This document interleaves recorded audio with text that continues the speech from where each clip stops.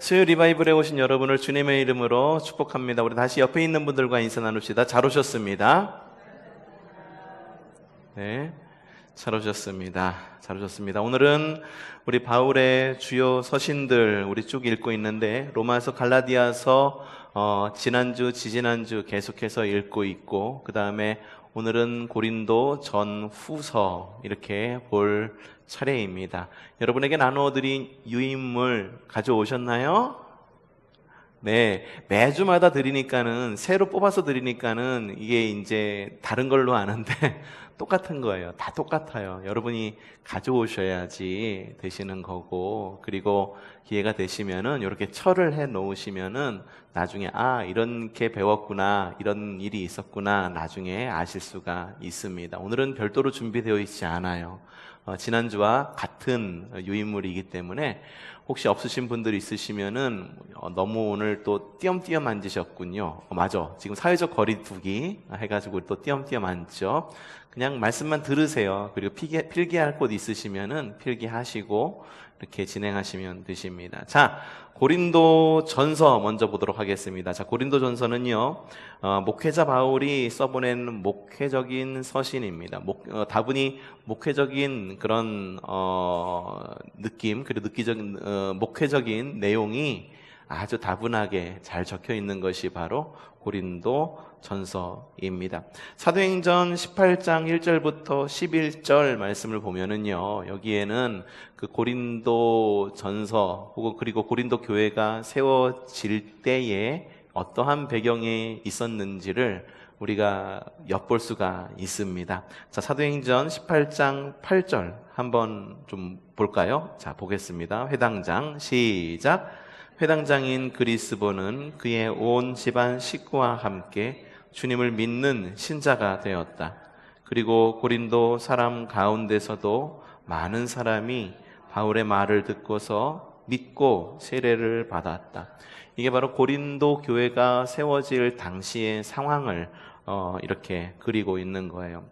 바울은요, 고린도에서 브리스길라와 아굴라를 만납니다. 브리스길라와 아굴라는 천막을 만들어서 하는 사업을 하고 있었던 사람들이죠. 그래서 바울이 복음만 전했던 것이 아니라 이렇게 자신의 사업을 가지고 있었다라고 여러분들이 알고 계시죠. 천막을 만들어가면서 텐트메이커 사역을 했다라고 알고 있는데, 이 사역이 아마도 브리스길라와 아굴라와 연관 지어서 했던 사역이 아닌가, 그렇게 예상해 볼 수가 있어요.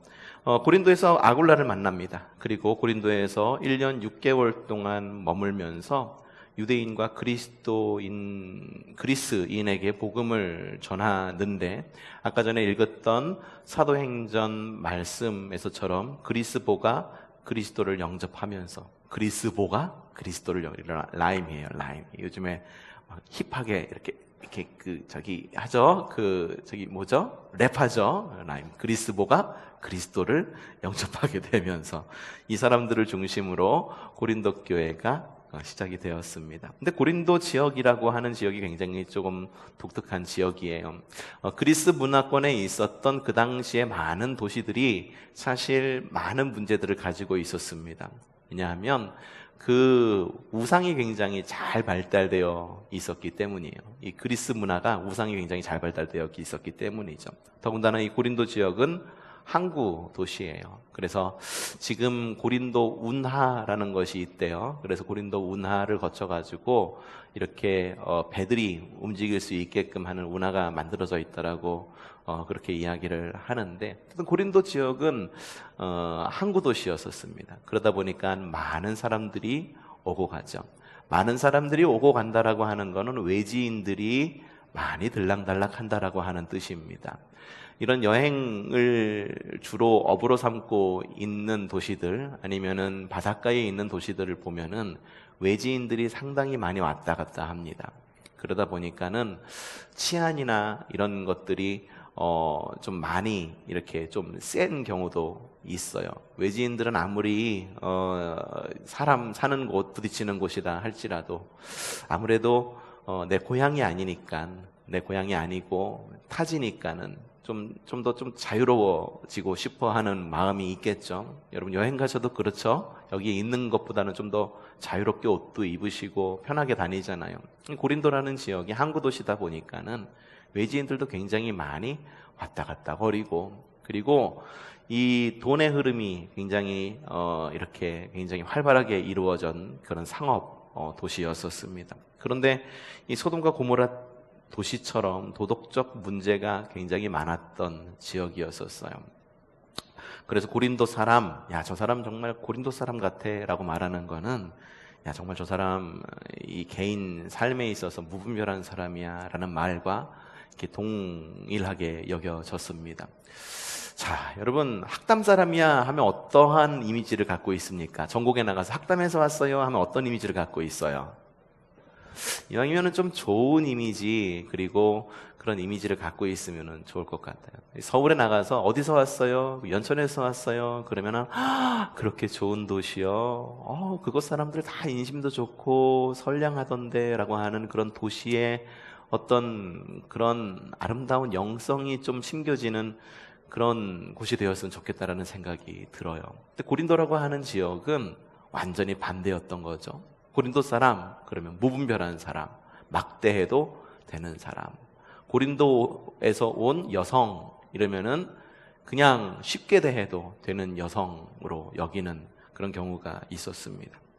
그리스 문화의 영향으로 고린도 교회의 시작부터 굉장히 많은 문제가 있었어요. 그렇죠. 고린도라는 지역이 세워졌으니까는 그 지역의 이런 특징을 고스란히 받을 수밖에 없었겠죠.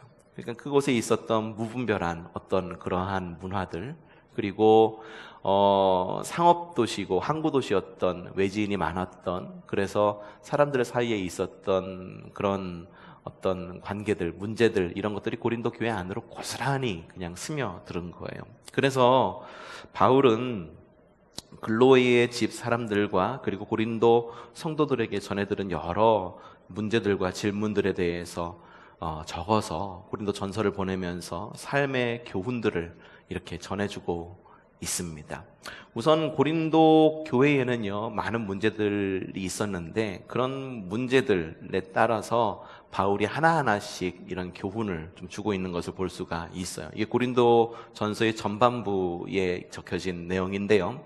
첫 번째, 고린도 교회에는 어떤 문제가 있었냐 하면은 교회 내에 파벌 문제가 있었습니다. 여러분 너무 잘 아는 말씀이신데 고린도전서 3장 7절에서 9절 말씀 함께 보죠. 시작. 그러므로 심는 사람이나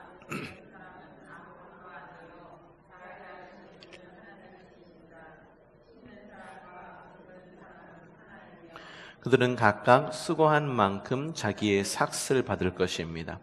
우리는 하나님의 동역자요, 여러분은 하나님의 발이며, 네, 하나님의 밭이며, 제가 눈이 안 좋아서 발로 보이네요. 하나님의 밭이며 하나님의 건물입니다라고 이야기를 합니다. 바울파, 게바파, 아볼로파, 그리스도파로 분열되어 있어요. 야, 너 어느 라인이야? 뭐 사회에서 그런 거 있죠. 어느 부장님 라인, 어느 과장님 라인, 뭐 이런 라인들이 있었잖아요. 근데 이 교회 내에서 그런 문제를 가지고 있었다고 해요. 너 바울파야? 야, 바울이 예수님 직접 만나니? 안 만났잖아. 그래서 우리는 게바파야, 베드로파야. 베드로 알잖아, 수제자. 야, 수제자가 뭐냐? 아볼로. 야, 아볼로가 끝내주지. 아니야, 너희들 진짜 너희들 그 사람들이 왜 있었는 줄 알아? 주님이 있었으니까는 우리는 그리스도파야. 이러면서 파벌로 이렇게 나눠져 있었다라고 하는 거죠. 그거에 대한 바울의 대답이 조금 전에 여러분이 읽은 겁니다. 심는 사람이나 물 주는 사람은 아무것도 아니고 자라게 하시는 분은 하나님이십니다. 우리 모두는 하나님의 동역자이고 여러분은 하나님의 밭이고 하나님의 건물입니다 라고 바울이 그렇게 대답을 해주고 있는 거예요. 또 5장 1절부터 11절에 어떤 내용이 있냐면은 고린도 교회 안에 있는 성적 부도덕에 대한 그런 내용들이 나와 있어요. 이런 것이 옳냐 그르냐, 지금 보면은 당연히 안 되는 거죠. 하지만 사회 전체가 그렇게 흘러가고 있었어요. 너무 자연스럽게 성적 부도덕에 대한 문제가 교회 안으로 흘러들어왔던 거죠. 여러분은 어떻습니까? 사회 전체가 그런 것은 교회 안에서 해도 되는 문제인가요? 이게 도덕의 문제고 정의의 문제거든요. 뭐냐면 사회 전체가 이건 당연한 거야. 그러니까 모두가 다 부정부패한 사회에서 내가 부정부패하는 거는 티가 안 나. 그럼 그 흐름에서 내가 조금 부정부패 해갖고 다른 사람이 10,000원 해먹는 거 난 100원만 해먹으니까 나는 조금 덜 부패된 사람이야 라고 말할 수 있을까요? 굉장히 어려운 거예요. 어려운 문제예요. 그래서 어디에 기준을 두느냐가 굉장히 중요한데 하나님 나라를 살아가는 사람의 기준은 아주 명확해야 됩니다. 내가 다른 사람들이 죄를 10가지 진다고 그래서 내가 이만큼만 지면은 상대적인 죄의 값으로 덜 죄를 진 게 아니라 똑같은 죄인인 거예요. 똑같은 사람들인 거예요. 그러니까 우리가 하나님의 법 안에서 사는 사람들은 세상 법 없이도 살아갈 수 있는 사람들이 되어야 된다라고 하는 거죠. 그리스도인 보면은 야, 저 사람은 법 없이도 살 사람이야 라고 말할 수 있는 그런 문제가 나와야, 그런 대답이 나와야 되는 거예요. 근데 고린도 교회에서는요, 사회 전체가 성적으로 방종해서 살았거든요. 이 신을 섬기는 방법 자체, 그들이 가지고 있는 신, 그 여신을 섬기는 방법이 그냥 이 히에라둘리라고 하는 그런 여성 사제와 관계를 맺는 방법밖에 없었어요. 그러니까는 너무 자연스러운 거예요. 그러니까는 이 부부간의 문제, 외도의 문제, 심지어는 이 근친의 어떤 그런 문제까지 굉장히 많았었습니다. 근친의 문제만 있었을까요? 남자와 남자 간의, 여자와 여자 간의 문제도 굉장히 심각했던 교회가 바로 고린도의 교회였었습니다. 이것에 대해서 바울은 뭐라고 이야기하는가? 우선 고린도전서 5장 2절 후반절 이렇게 적혀 있습니다. 여러분은 그러한 현상을 통탄해라 라고 이야기를 합니다. 그런 현상에 대해서 통탄할 줄 알아야 됩니다. 그런 현상 당연한 게 아니에요. 가슴 치며 회개할 줄 알아야 됩니다. 그러면서 5장 7절에 이렇게 이야기합니다. 여러분은 새 반죽이 되게 하기 위해 묵은 누룩을 깨끗이 치우십시오 라고 이야기를 하고 있어요. 지난 주일 내에 우리 열린다 성경 절기편 하면서 6월절 우리 같이 조금 봤었죠. 6월절을 준비하는 이스라엘 백성들, 거기서 하나가 집안에 있는 모든 누룩을 치운다라고 이야기를 했어요. 그 이유가 여러 이유가 있었었는데, 첫 번째 이유는 이 출애굽을 할 당시에 유대인들이 급하게 빵을 먹느냐고 누룩을 넣지 않은 빵을 이렇게 먹은 그런 유래에서 누룩을 치운다라는 것. 그리고 또 하나, 그들의 정체성이 누룩 없는 민족, 정결한 민족, 구별된 민족이라고 하는 그런 정체성을 가지고 있기 때문에 집안에 있는 모든 누룩을 치운다라고 그렇게 이야기를 했어요. 그래서 이스라엘 사람들은 그 6월절 절기가 되면은 휴가를 보통 한 많게는 3주, 적게는 2주, 적어도 3주, 대기업들도 한 2주 정도는 준다고 하면서 한 주 동안 누룩을 없애는 청소, 대청소를 한다고 여러분들에게 말씀을 드렸었어요. 궁금하신 분들은 주일 오후 2시에 있는 열린다 성경 절기편 들어오시면 또 반복될 겁니다. 그러니까 들어오시면 더 자세히 아실 수가 있습니다. 그래요. 뭐냐면 바울도 똑같은 거예요. 여러분은 새 반죽이 되기 위해 묵은 누룩을 깨끗이 치우십시오. 여러분은 누룩 없는 사람이 되어야 돼요. 다른 사람들이 다 누룩을 넣어서 먹는다고 한다 하더라도 여러분 누룩이 없는 사람, 정결한 사람, 구분된 사람이 되어야 된다라고 하는 거예요. 또 다른 문제가 있었는데 어떤 문제냐면은 성도들 사이에 다툼이 굉장히 잦았나 봐요. 이 다툼이 다툼만으로 끝나면 모르겠는데 이게 법정 소송까지 간 모양이에요. 그래서 6장 1절부터 7절에는 소송 문제가 이렇게 불거졌습니다. 그래서 성도들끼리 막 소송하고 싸우고 막 이런 문제들.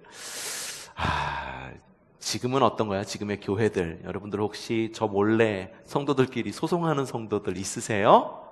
우리 교회는 없는 걸로 알고 있는데,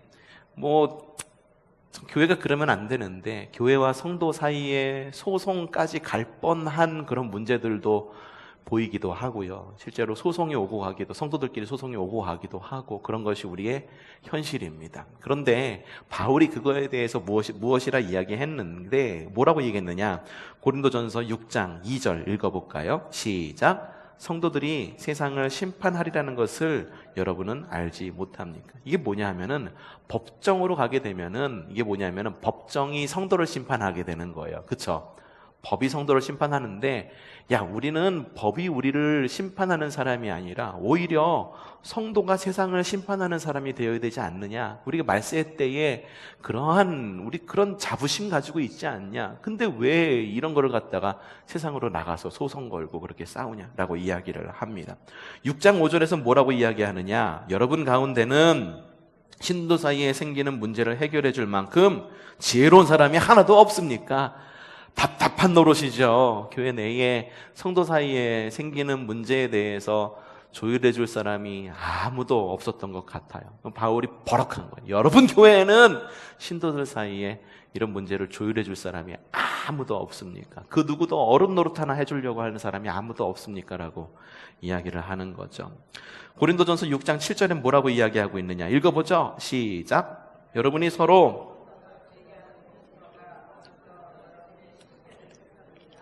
왜 차라리 불의를 당해주지 못합니까? 왜 차라리 속아주지 못합니까? 그냥 이 바울이 우리의 뼈를 때리는 말을 합니다. 여러분이 서로 소송을 제기하는 것부터가 벌써 여러분이 실패했다라는 것을 뜻합니다. 무엇에 실패한 걸까요?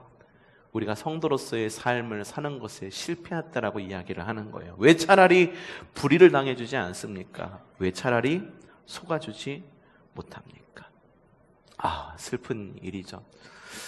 교회 내에 소송까지 가지 않는다고 하더라도 성도 사이에 문제를 해결해 줄 만한 사람이 아무도 없다라고 하는 것, 참 슬픈 일입니다. 우리 교회는 어떤가요? 서로가 우선 싸우진 않으시죠?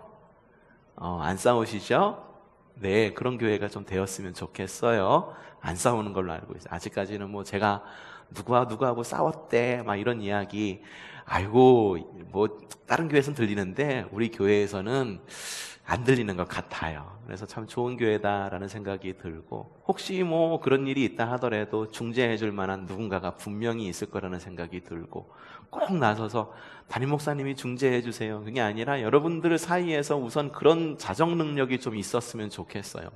담임 목사가 게을러서 안 해준다, 그것보다도 여러분들 사이에 우선 문제가 있으면은 우선 오지랖이 넓은 사람이 되었으면 좋겠다. 오지랖이라고 하는 건 지난번에 제가 말씀을 드렸죠. 이 한복에서 위로 올라가는 부분이 오지랖이래요. 그래서 아래로 내려가는 부분을 덮는 부분, 이게 오지랖이라고 그래요. 그래서 오지랖이 넓은 사람 그러면은 사사건건 이렇게 참여하고 끼어드는 그 사람을 보통 오지랖 넓은 사람이라고 이야기하는데, 정말 오지랖이 넓은 좋은 사람은요, 남을 정말 덮어줄 줄 아는 사람이에요. 정말 넓은 오지랖처럼 덮어줄 줄 아는 사람. 좀 오지랖 넓은 성도가 되었으면 좋겠다라는 생각이 좀 합니다. 그런 문제가 있었고요. 또 어떤 문제가 있었냐 하면, 모든 것이 가능하다라고 하는 주장들이 있었어요. 6장 12절부터 20절. 이게 뭐냐 하면 일부 열광주의자들이 있었던 거예요. 우리가 영적 인간이 되면 더 이상 몸은 필요 없다라고 하는 거죠. 몸은 상관없다라고 하는 거예요. 이단 가운데에 이렇게 말하는 이단이 있어요. 어딘지 혹시 여러분 아실까요? 그런 교단이 있어요. 그게 교단 2단이에요. 뭐냐면은 하나님께서 우리의 영을 구원해 주셨으니 육신의 죄를 지어도 회개하면 끝이야. 이렇게 얘기하는 교단이 있어요. 이게 맞는 것 같아요? 회개란 그런 건가요? 회개란 절대 그런 거 아닙니다. 회개라에 대해서 정확히 잘 아셔야 돼요. 내가 죄를 저질렀어. 내가 죄를 지었는데 하나님과 나와의 관계가 회복되었다라고 하는 믿음으로 모든 것이 다 내 손에서 다 처리가 되어버린 거야. 근데 피해자는 여전히 남아있는 거지. 그럼 이게 진정한 회개인가요? 글쎄요, 진정한 회개라고 보기 참 어렵습니다. 주님께서 회개하라 천국이 가까이 왔다라고 이야기하는 거는 너희의 마음 가운데 있는 죄책감을 떨쳐버리고 하나님 나라를 살아라라는 말이 아니라 삶을 돌이키라라는 거예요. 돌이키라라고 하는 거는 가던 길을 멈추고 되돌아서라는 거예요. 피해자가 안 보이는 상황에 있다 할지라도 피해자에 대한 그런 마음이 가지고 있다고 한다면 하나님과의 나와의 관계뿐만 아니라 피해자와 나와의 관계, 또 회복하는 그런 성숙함이 우리에게 있어야 된다라고 하는 거죠. 이 열광주의자들이 그런 마음을 가지고 있었어요. 영적 인간이 되었다면 더 이상 몸은 상관이 없다. 이에 대해 바울이 뭐라고 이야기하느냐? 고린도전서 6장 19절에서 이렇게 이야기합니다. 여러분의 몸은 여러분 안에 계신 성령의 전이라는 것을 알지 못합니까? 여러분은 성령을 하나님으로부터 받아 모시고 있습니다. 여러분은 여러분 자신의 것이 아닙니다. 우리가 구원받았다라고 하는 것, 이게 뒤에도 나올지 모르겠는데, 뒤에도 좀 나오긴데요. 그런 몸은 거룩한 성전이라고 하는 거예요. 여러분, 영이 중요합니까? 정신이 중요합니까? 몸이 중요합니까? 셋 중에 하나만 고르라고 한다면 여러분 뭐 고르시겠어요? 사실 고를 수가 없어야 돼요. 근데 사실 여러분들 고르지 못하고 계세요. 왠지 아세요? 제가 이렇게 물었을 때에 많은 성도들, 우리 교회뿐만 아니라 다른 교회에 있는 많은 성도들이 이렇게 이야기합니다. 몸이 중요합니까? 마음이 중요합니까? 우리의 육신이 중요합니까? 그럼 우리의 영이 중요하죠? 이야기해요. 아, 그렇습니까? 라고 이야기하는데, 기도 제목 있으세요? 라고 물었을 때에 자신의 그 중요한 영을 위해서 기도해 주세요 라고 요청하는 사람은 거의 없어요. 대부분 뭐 기도해달라고 그런지 아세요? 건강이 최고인 것 같아요. 건강하게 해주세요. 이게 뭡니까? 몸 안 아프게 해주세요 라고 그 기도 요청을 하는 거죠. 여러분, 우리의 몸 중요합니다. 여러분, 몸이 중요하지 않다라는 걸 말하는 게 아니에요. 몸이 중요합니다. 여러분, 건강하십시오. 치매 걸리지 마시고요. 그리고 몸 아프지 마세요. 암 걸리지 마시고요. 강건하게 사십시오. 더군다나 여러분, 마음도 중요합니다. 여러분의 마음 가운데에 우울이라고 하는 감정이 자리 잡고 앉아서 우울한 감정이 아니라 우울증으로 자리 잡지 않도록 여러분을 끊임없이 기쁜 마음이 안으로 들어올 수 있도록 노력하시기 바랍니다. 그리고 여러분의 영도 중요합니다.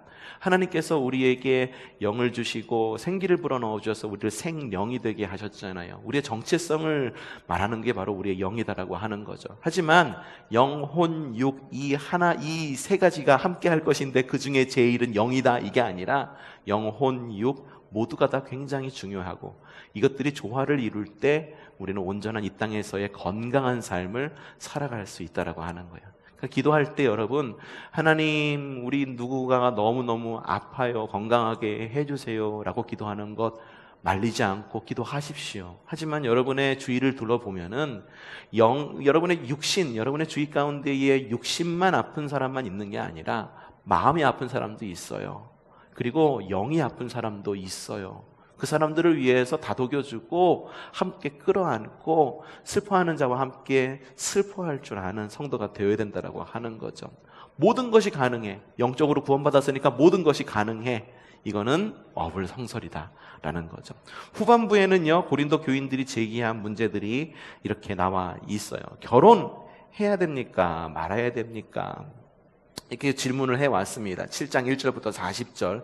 이거에 대해서 바울이 뭐라고 이야기합니까? 읽어보죠. 나는 모든 사람이 다 나와 같이 되기를 바랍니다. 그러나 각 사람은 하나님께로부터 받은 은사가 있어서 이 사람은 이러고 저 사람은 저러합니다. 이게 무슨 말일까요? 각 사람은 하나님께로부터 받은 은사가 있다라고 하는 거예요.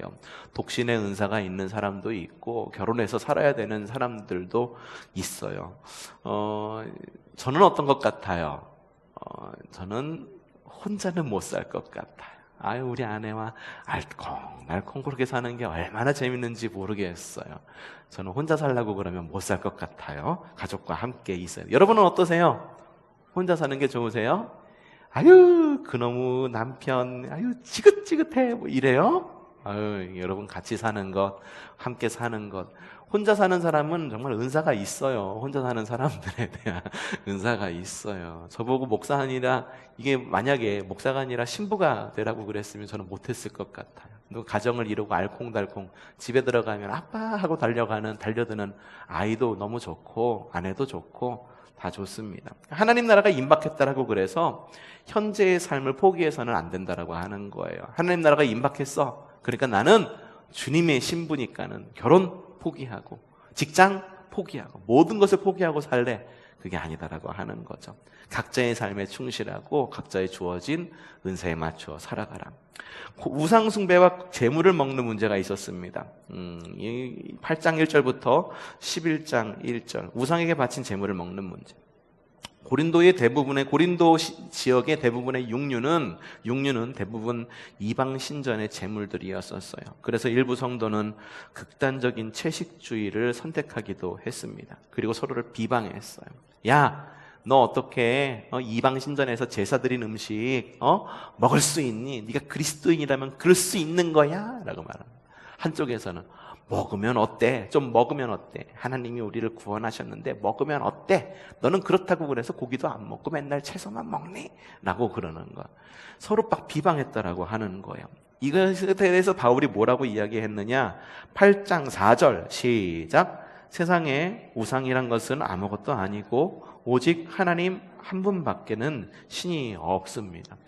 우상 아무것도 아니야. 신은 오로지 한 분 하나님이야. 그러니 우상에게 바쳐진 거를 먹는다 한들, 야, 이거는 뭐 우상은 힘이 없는 거기 때문에 아무 의미 없는 거야 라고 이야기해요. 하지만 여러분 주의해야 될 게 있어요. 뭐냐면 우상은 아무 의미 없는 거야, 아무것도 아니야 라고 말해서 여러분 우상을 우습게 보면 안 돼요. 분명히 그것에게는 영적 파워가 있어요. 영적인 파워가 있어요. 우상에는 영적 파워가 있어요. 우리를 교묘하게 하나님으로부터 멀어지게 하는 그런 힘이 있다라고 하는 거예요. 그러니 우상을 우습게 여겨서는 안 된다. 하지만 뒤에 또 그래서 덧붙이는 이야기가 있어요. 뭐냐면 8장 9절 말씀이죠. 시작. 그러나 여러분에게 있는 이 자유가 어떤 자유겠습니까? 그리스도 안에서의 자유. 갈라디아서 여러분 읽으면서 자유에 대해서 읽었을 거예요. 자유가 약한 사람들에게 걸림돌이 되지 않도록 조심하십시오. 내가 무엇을 먹든지 간에 그것으로 인해서 누군가에게 믿음이 약한 자에게 걸림돌이 되지 않게 하라라고 이야기를 하는 겁니다. 근데 또 질문이 올 수가 있죠. 그러면은 걸림돌이 안 되면 뭐든 먹어도 되나요? 라고 질문을 할 수도 있는데 정말 뭐든 먹어도 될까요? 뭐든 먹어도 될까요? 그럼 앞에 있는 걸 다시 끄집어 올 수 있어요. 우리 몸은 뭐라고요? 거룩한 하나님의 전이다 라는 걸 끌어올 수가 있는 거예요. 뭐든 가하지만 뭐든 안 할 수도 있는 것이 그리스도인인 거라요. 그러니까는 이게 주님 이외의 다른 주님의 문제, 그쵸? 집에 놓는 초 말고 다른 초의 문제, 이런 문제가 있다라고 그래서 이건 내 기호의 문제가 아니냐라고 말할 수는 있겠지만, 하지만 그거는 우리가 그리스도의 성전으로서의 그런 가치를 떨어뜨리는 거죠. 생각을 해보십시오. 여러분, 그리스도의 몸인 이 성전에서 누군가가 뻐끔뻐끔 담배 피면서 다리 딱 꼬고 담배 피면서 목사님 말씀 참 좋으시네요. 뻐끔 이러면서 말씀 듣는다고 한번 생각해 보세요. 여러분 어떠세요? 이게 상상이 안 되시죠? 그리고 그런 곳이 교회라고 여겨지지는 않는다라고 하는 거. 야, 교회에서 수련회 가서 청년부 수련회인데 청년부 수련회 갔으니까 청년부 좀 자유롭게 놀게 하자. 그래서 무슨 작은 주, 그리고 보리로 만든 주, 이런 것들을 한 짝 놔두고, 야, 너희들 자유야! 그리스도 안에서 자유를 누려! 말하면서 막 풀어주는 것, 그건 결코 옳은 일이 아니죠. 그러니 이거는 우리가 구별할 줄 아는 분별력이 확실하게 필요하다라고 하는 거예요. 또 다른 문제가 있었어요. 어떤 문제냐 하면 예배의 문제가 있었죠. 예배의 문제 11장 2절부터 34절. 아마도 자유에 대한 오해가 있어서 예배에 대해서 방종한 것이 아닌가라는 생각이 듭니다. 첫 번째 뭐가 있냐면 여성의 구별된 예배 생활에 대해 이야기합니다. 11장 15절 초반절 이렇게 적혀 있죠. 여자가 머리를 길게 하는 것은 그에게 영광이 되지 않습니까? 당시엔 여성이 머리가 짧은 것에 대해서는 수치라고 여겼습니다. 그래서 머리를 길게 길렀어요. 마리아가 무엇으로 예수님의 발을 씻겼나요? 머리카락을 풀어서 씻겼다라고 하는 건 자신의 모든 수치까지 다 내어놓았다라고 하는 거예요. 여성의 자랑이고, 그리고 긴 머리는, 실제로 성경의 긴 머리는 여성의 뭐라고 그랬더라, 그런 이야기가 성경 안에 있어요. 굉장한 아름다움의 상징이고 여성성의 상징이고 그랬다라고 하는 거예요. 그래서 이야기하는 거예요. 이야기하는데. 근데 11장 5절에 뭐라고 이야기하느냐? 그러나 여자가 머리에 무엇을 쓰지 않은 채로 기도하거나 예언하는 것은 자기 머리를 부끄럽게 하는 것입니다. 이것은 머리를 밀어버린 것과 꼭 마찬가지입니다. 그래서 이것을 아마도 이 성경을 바탕으로 해서 가톨릭에서 발달된 그런 문화가 있었던 것 같아요. 그래서 머리에 뭐를 쓰죠.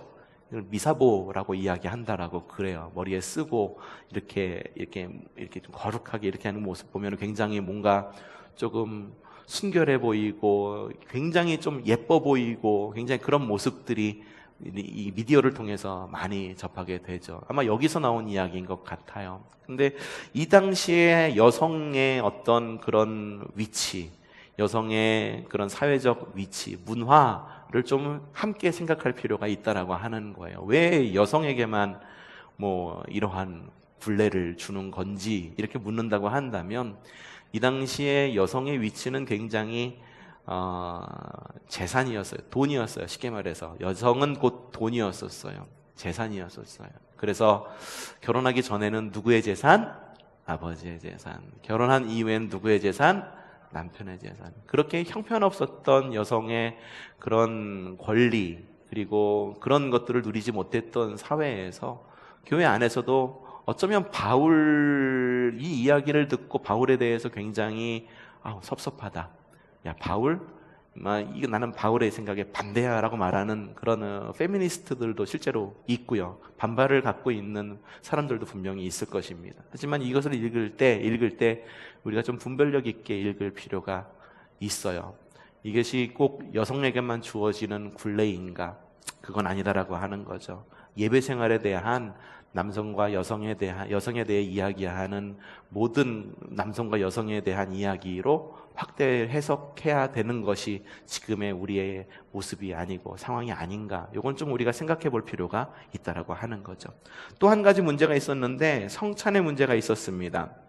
성찬을 좀 마음대로 이렇게 했었던 것 같아요. 11장 27절에 이제 그래서 바울이 이렇게 이야기합니다. 뭐라고 이야기하느냐? 그러므로 누구든지 합당하지 않게 주님의 빵을 먹거나 주님의 잔을 마시는 사람은 주님의 몸과 피를 범하는 죄를 짓는 것입니다. 어렸을 때 저희 아버지 목회하실 때 그 당시에는 성찬에 대해서 이렇게 많이 공부하신 신학자나 목사님들이 계시지 않았어요. 그래서 그 당시에는 지금도 그렇게 성찬하시는 교회도 있는데 카스테라, 네모난 걸 칼로 이렇게 썰어가지고 이렇게 나눠주고 성찬이 끝나면은 남은 건 어떻게 했었나요? 땅에 묻는 그런 것들도 있었었죠. 근데 이제 성찬에 대해서 공부하다 보면은 어떤 것이 있냐면 우선 예수님의 몸인 빵은 칼로 썰지 않고 찢는 것이 더 바른 방법이다라고 하는 방법론적인 방법이 있고 그 예수님의 몸인 이 빵이라고 하는 것을 다 먹은 다음에 우리가 함께 교제의 의미로서 함께 나누어 먹는 것도 나쁘지 않은 방법이다라고 하는 신학적인 그런 해석이 있었어요. 근데 종종 이런 경우가 있어요. 뭐냐면 성찬을 빵으로 해요. 빵으로 하다 보니까는 이 빵이 한번 먹어보니까 너무 맛있네.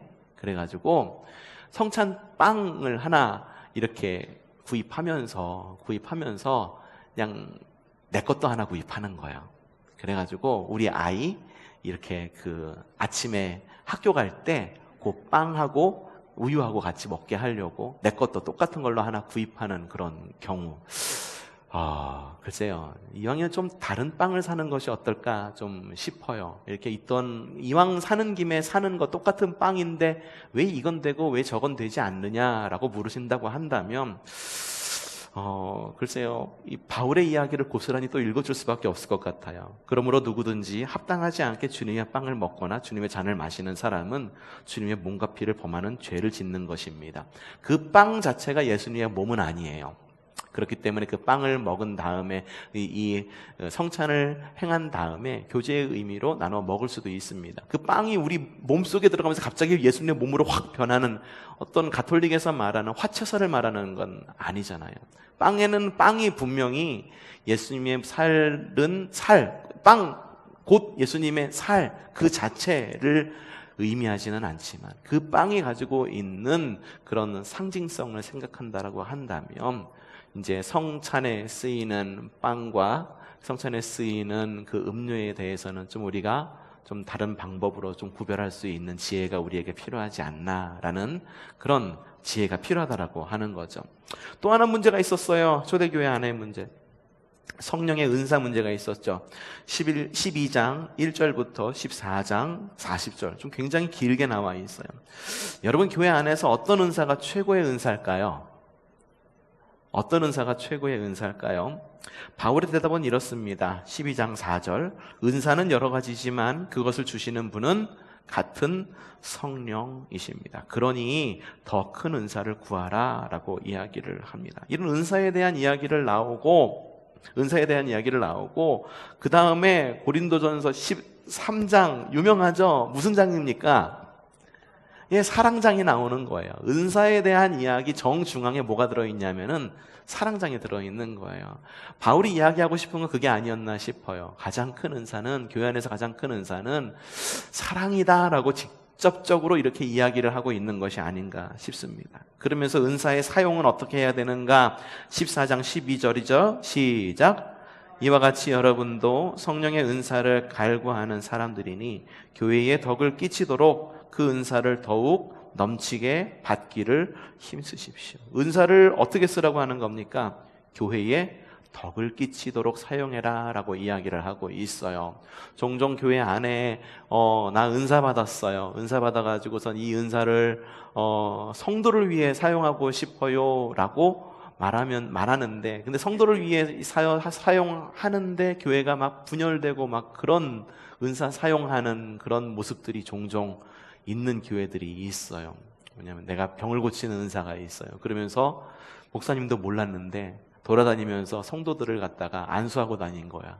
성도가 내가 병 고치는 은사가 있으니까 내가 기도하면 나. 그러니까는 일반 평신도가 다니면서 성도들은 안수하고 다니고, 성도들이 혹해가지고 그 성도만 만나면 목사님 몰래 안수해 주세요 라고 부탁하고, 뭐 이러한 굉장히 신비주의적이 같은 어떤 실제로 그런 안수의 은사가 주어질 경우가 있습니다. 하지만 어떤 치유의 은사가 실제로 안수의 은사라고 그랬죠. 아까 전에 치유의 은사가 있을 수도 있어요. 하나님의 은사를 부정하는 것이 아닙니다. 하지만 모든 은사들은 교회에 덕을 끼치는 방향으로 사용하는 것이 옳은 방법이다.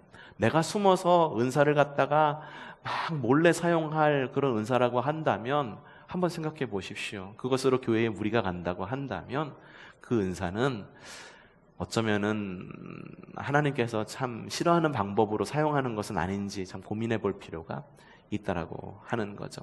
어떤 분도 리더십의 은사를 가지고 계신 분들이 있어요. 그래서 리더십의 은사를 가지고 있어서 목사님 몰래 또 나가서 또 신학을 배우고 오셔서 다른 곳에서 군소교단에서 또 안수를 받고 교회 안으로 들어오시는 분들이 있는 교회들도 있어요.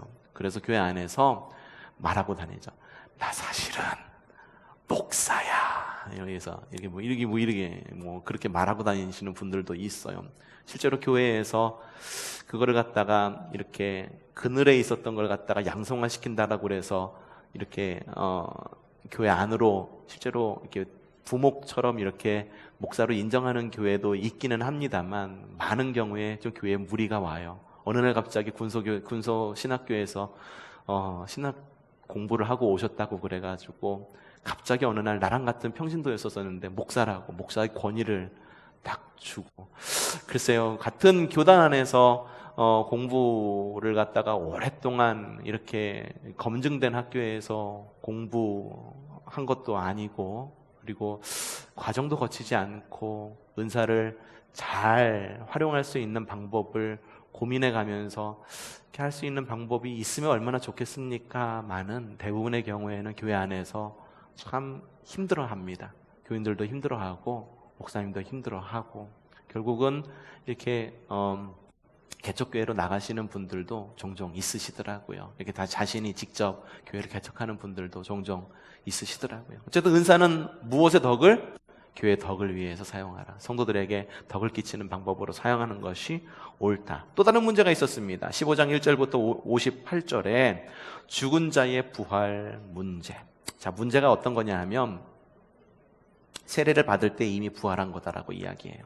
그러면서 영혼만 불멸하고 영혼만 부활할 것이다 라고 이야기를 합니다. 마지막 때에 우리가 신앙 고백으로, 사도신경에서 신앙 고백하는 부활은 여러분, 우리의 육신의 부활을 믿음으로 고백하는 거예요. 우리의 영의 부활만 믿음으로 고백하는 것이 아니라 우리의 육신의 부활을 믿음으로 고백하는 거예요. 그러면 우리의 육신의 어떤 모습으로 부활을 합니까? 그거는요, 주님께서 완성하실 아름답고 완벽한 부활체로 부활이 될 것입니다. 예수님께서 어떻게 부활의 모습으로 예수님께서 제자들에게 나타났는지를 보면 그거에 대한 힌트를 얻을 수가 있는데, 지금은 우리가 상상으로밖에 상상할 수가 없어요. 하지만 주님께서 우리를 부활하게 하실 때, 잠자는 자의 첫 열매가 되신 주님께서 다시 오실 때, 우리를 부활하게 하실 때, 부활시키실 때, 하나님 나라가 이 땅 가운데에 완성이 되는 그때에 우리는 하나님 나라에 어울리는 완벽한 부활체로 부활이 될 거다라고 하는 거죠. 바울은 이렇게 대답합니다. 고린도전서 15장 20절 시작. 그러나 이제 그리스도께서는 죽은 사람들 가운데 살아나셔서 잠든 사람의 첫 열매가, 벌써 내가 얘기했네요. 잠든 사람의 첫 열매가 되었습니다. 15장 52절 시작. 마지막 나팔이 울릴 때에 눈 깜짝할 사이에 호련히 그렇게 될 것입니다. 나팔 소리가 나면 죽은 사람은 썩어 없어지지 않을 몸으로 살아나고 우리는 변화할 것입니다. 죽은 사람은 썩어 없어지지 않을 몸으로 살아나고 우리는 변화할 것입니다. 썩어 없어지지 않을 몸 상상이 되십니까? 육신이 썩지 않는데요. 상상이 되세요? 상상이 안 되죠. 맛을 잃은 소금이라는 말과 같은 말이야. 맛을 잃은 소금이 소금입니까? 아니죠. 맛을 잃은 소금은 소금이 아니에요. 더 이상 소금이 아니에요. 이건 소금은 짜기 때문에 소금인 거예요. 그래서 이런 부패하지 않게 하는 어떤 그런 자정 능력이 있기 때문에, 부패를 막는 역할이 있기 때문에 소금인 거예요.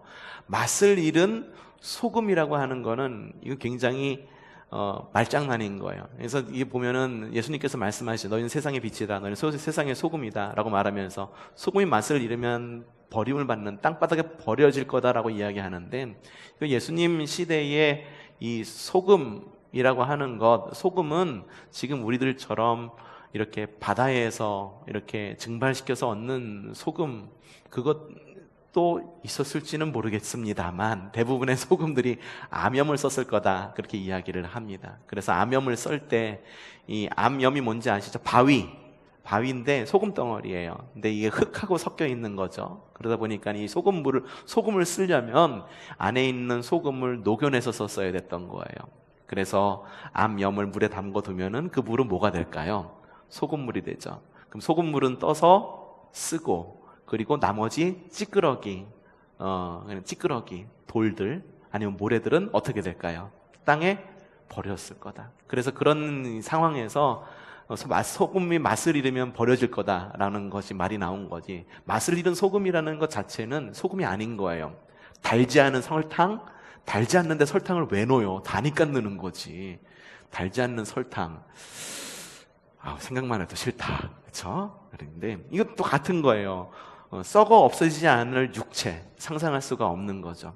상상할 수가 없는 거죠. 그러니까 하나님께서 우리를 다시 부르시고 부활시키실 때 다시 소생시키실 몸, 육신은 우리가 상상할 수 없는 몸, 우리가 상상할 수 없는 부활체, 그리고 살아있는 사람들은 변화할 것입니다 라고 그렇게 이야기를 하고 있는 겁니다. 자, 오늘은 여기까지 하도록 하겠습니다.